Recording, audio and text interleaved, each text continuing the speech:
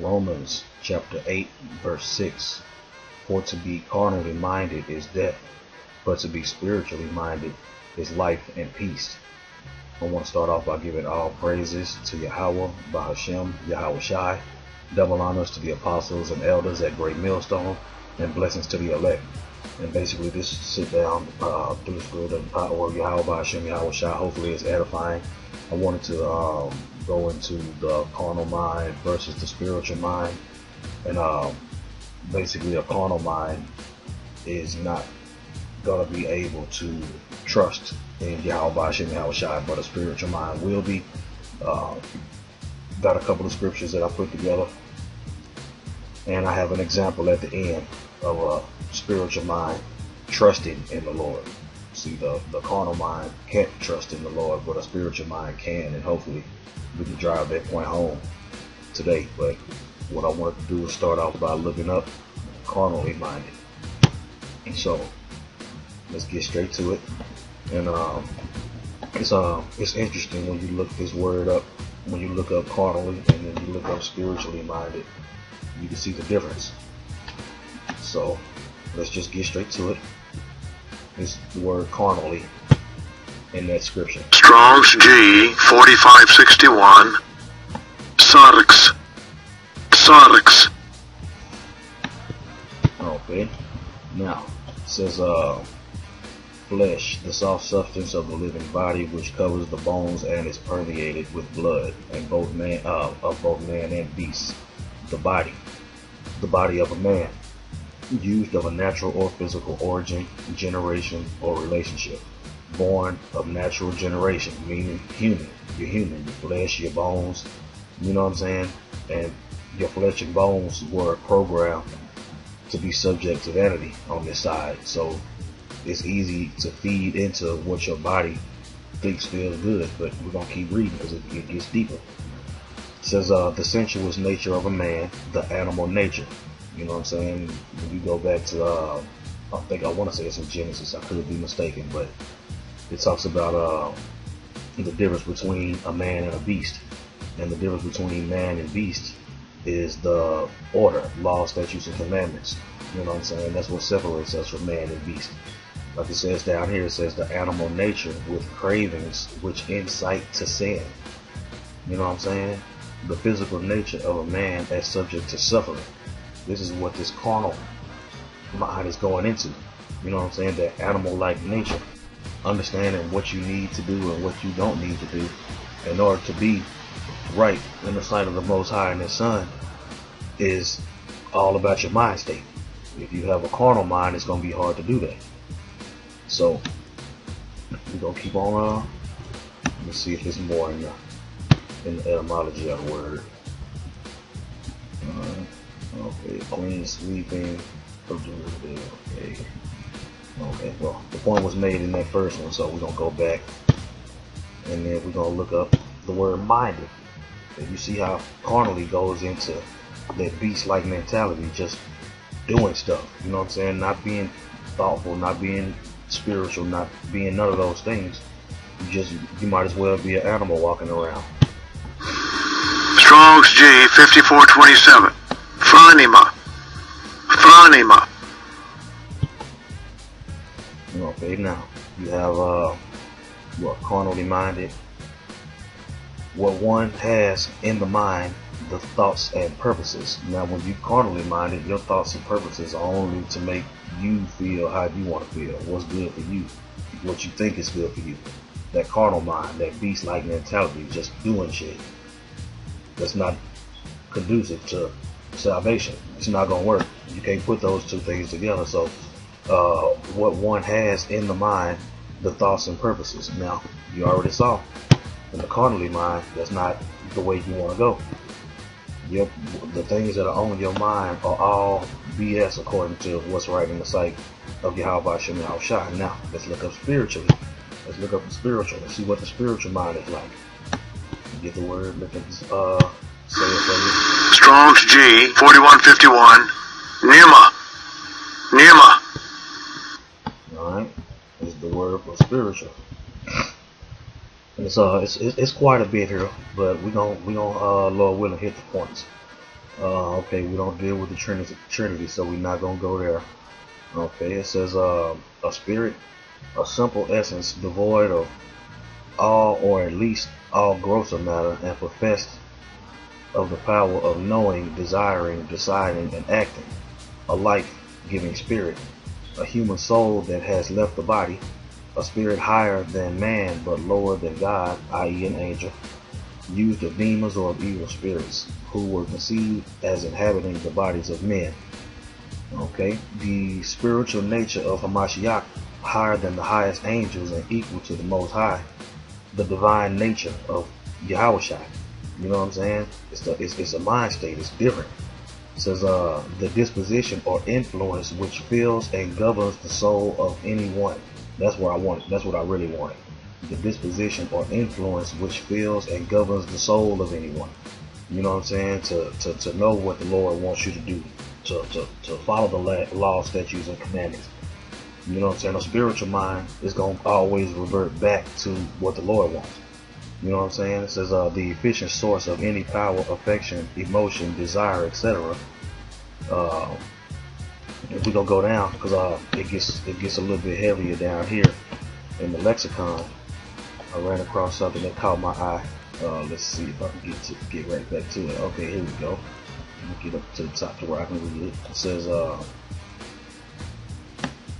the rational part of a man, the power of perceiving and grasping divine and eternal things, and upon which the spirit of Yahweh exerts its influence. You know what I'm saying? The spiritual man is going to always revert back to the source, which is Yahweh Hashem Yahweh Shai, in the word, man, the understanding. It says is the highest and noblest part of a man, which qualifies him to lay hold of the incomprehensible, invisible, eternal things. Faith. The spiritual man has faith. You know what I'm saying? It said you can lay hold on incomprehensible, invisible, eternal things. In short, it is the house of faith. And Yahweh's words are at home. You know what I'm saying? So that's the difference between a spiritual mind and a carnal mind. Now, having driven that home, hopefully you brothers understand it. Now we can get into the lesson. You know what I'm saying? Because a spiritual mind is going to trust in the Lord. That's the whole point. You know what I'm saying? This is Psalms chapter 55 verse 22. It says, cast thy burden upon the Lord, and he shall sustain thee. He shall never suffer the righteous to be moved. Now this scripture here is really what prompted the whole thing, because with the whole thing that's going on with all these scoffers and the men of the Lord that's actually teaching in sincerity and truth, you can see the difference. You can see the carnally minded man and how they get on the comment board, and it's just to fill their belly, to make them feel good by getting on the comment board, even though they don't do no lessons, even though they're not doing no street speaking. They just, you know what I'm saying, you look on their page and you don't see no activity. That's a carnal mind. But a spiritually minded man is going to get out there on the highways and the byways, and he's going to study to show himself to be improved, and he understands that the scripture says, blessed is he that readeth. And that's the difference between us and them. You know what I'm saying? Lord willing, we're able to endure to the end. Because as of right now, I'm doing the work. You know what I'm saying? But if I let that carnal man take over, it's putting my spirituality in at stake, in jeopardy, so to speak. You know what I'm saying? But then I said, I just went to the blue letter, typed in trust in the Lord. You know what I'm saying? And I'm just going to read some scriptures, try to get something from each, you know what I'm saying, the Old Testament, New Testament, Apocrypha, the whole roll. It's talking about trusting in the Lord, you know what I'm saying? And I'm not going to read all of them, but I am going to read enough to, you know, drive the point home, Lord willing. This is Psalms 4 and 5. It says, offer the sacrifices of righteousness and put your trust in the Lord. You know what I'm saying? Matter of fact, let's look up the word trust before we get started on this. Let's look up the word trust. Okay, put your trust. We've looked up this word before, but why not look it up again? It's about repetition, right?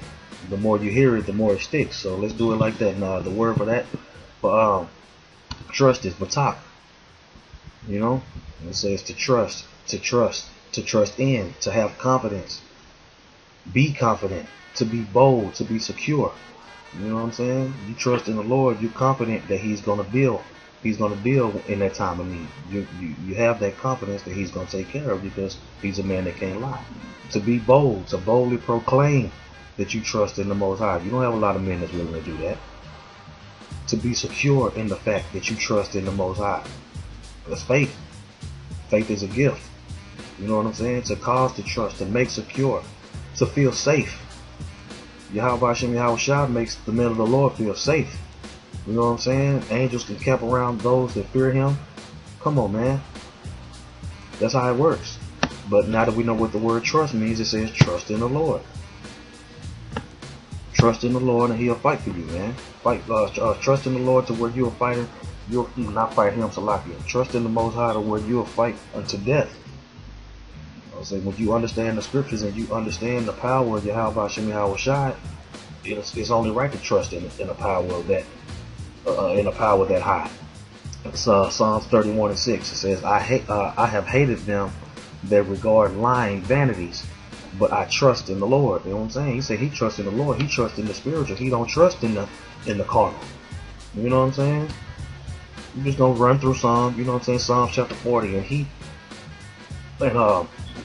had put a new song in my mouth, even praise unto our God.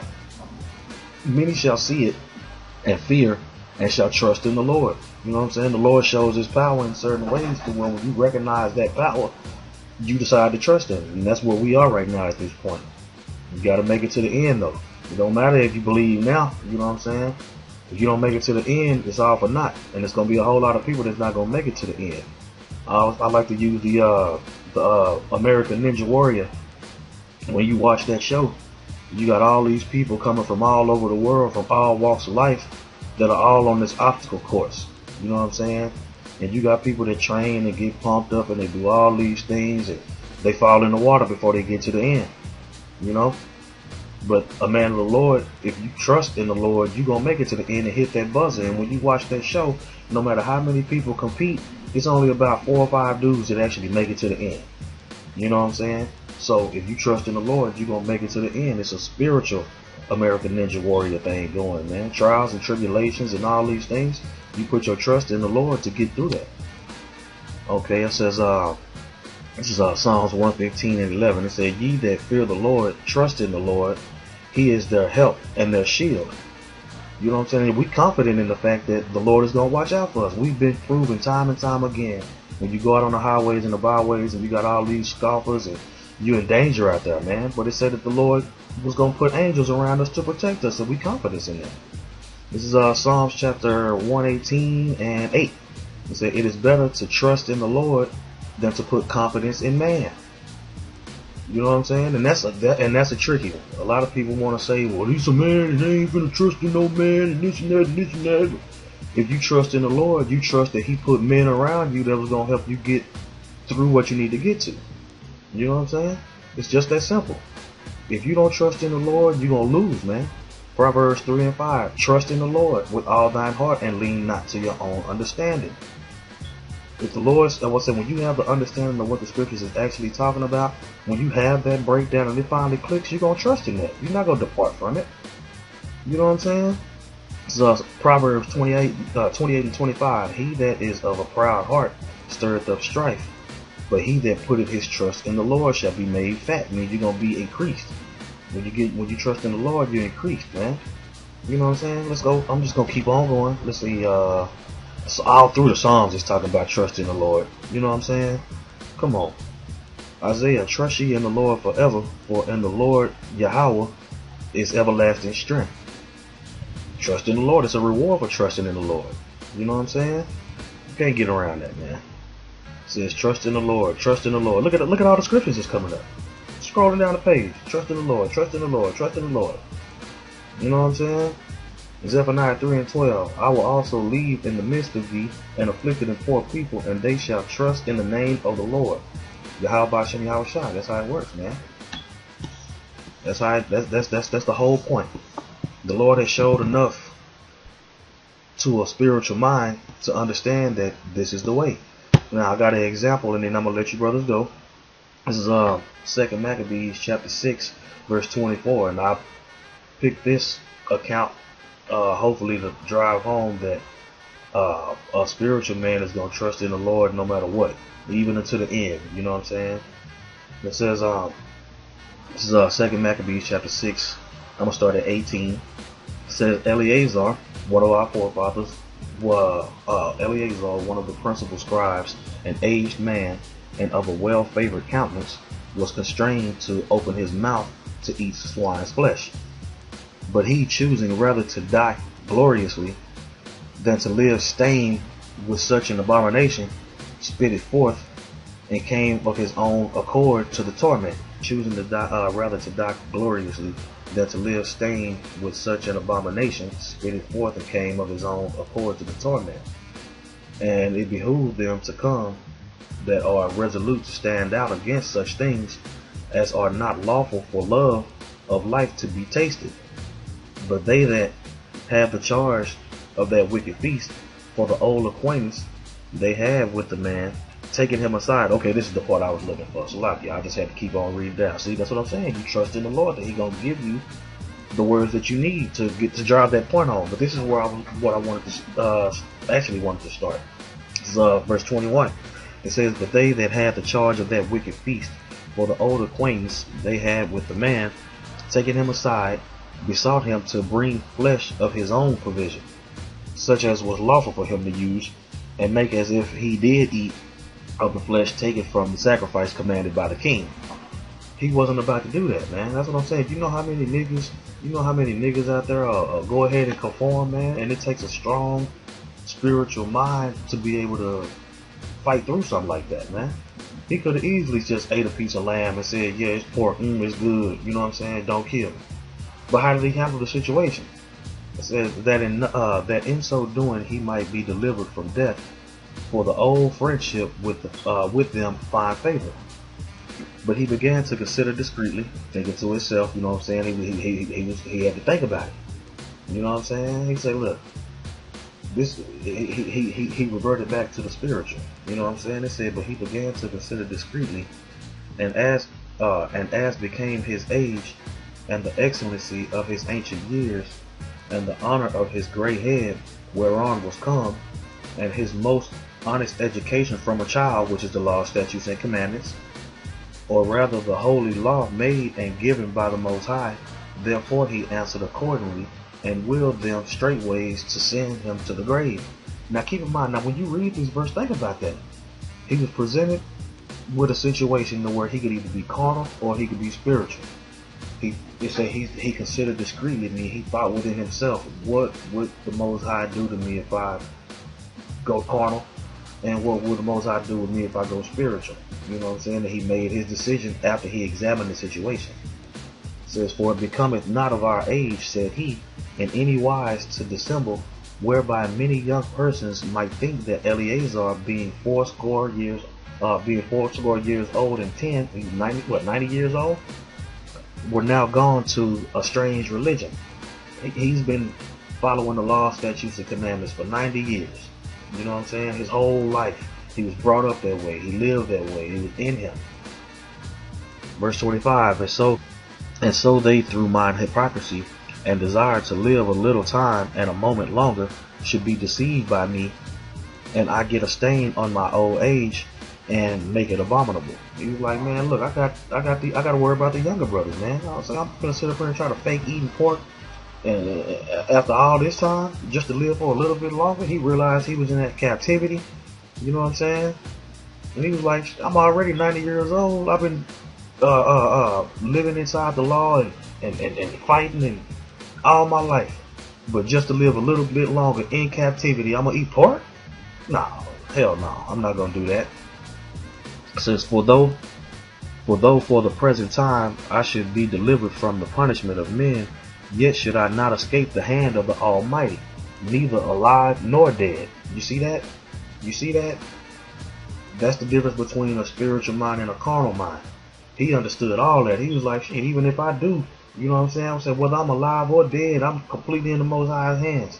So no, I'm not going to do that. It says, wherefore now, manfully changing this life, I will show myself such as one as mine age required, and leave a notable example to such as be young to die willingly and courageously for the honorable and the holy laws. And when he said these words, immediately he went to the torment. He made his mind up, man. He said, I'm gonna be spiritual, man. I'm gonna trust in Yahweh by Hashem Yahweh Shai. I'm gonna cast my burdens on him. That's what we gotta do, brothers. That's our job. That's a part of being a man of the Lord. When it's too much for you, you pray it off. You trust in the process. You trust that you're being purged. You know? They that let him change in the good will, they bear him a little before into hatred, because the foresaid speeches proceeded as they thought from a desperate from a desperate mind. See, they thought he was tripping. You know what I'm saying? That carnal mind, them carnal minded niggas thought that Eleazar, our forefather, was tripping because he trusted in the Most High, man. And that's the difference that you see between us and them. Lord willing, we endure to the end. Because as of right now, if you fight in this truth and you toiling in this truth, you are a man of the Lord. You are. You just got to make it to the end, though. You know what I'm saying? I'm fully persuaded in my mind, and I'm fully confident that I'm a man of the Lord at this present time, because I'm doing the work. I'm fighting through the spirit of Yahweh Hashem Yahweh Shai. I trust in Yahweh Hashem Yahweh Shai. And I pray every day that I'm able to make it to the end, because I already know tomorrow I cannot be a part of this thing. You understand? It says, but when he was ready to die with stripes, he groaned and said, it is manifest unto the Lord that hath the holy knowledge, that whereas I might have been delivered from death, I now endure sore pains in body by being beaten, but in soul am well content to suffer these things, because I fear him, Yahweh Hashem Yahweh Shai. And thus this man died, leaving his death for an example of a noble courage and a memorial of virtue, not only unto young men, but unto all his nation. And with that, I want to give all praises to Yahweh by Hashem Yahweh Shai, double honors to the apostles and elders of Great Millstone, and blessings to the elect. Shalom.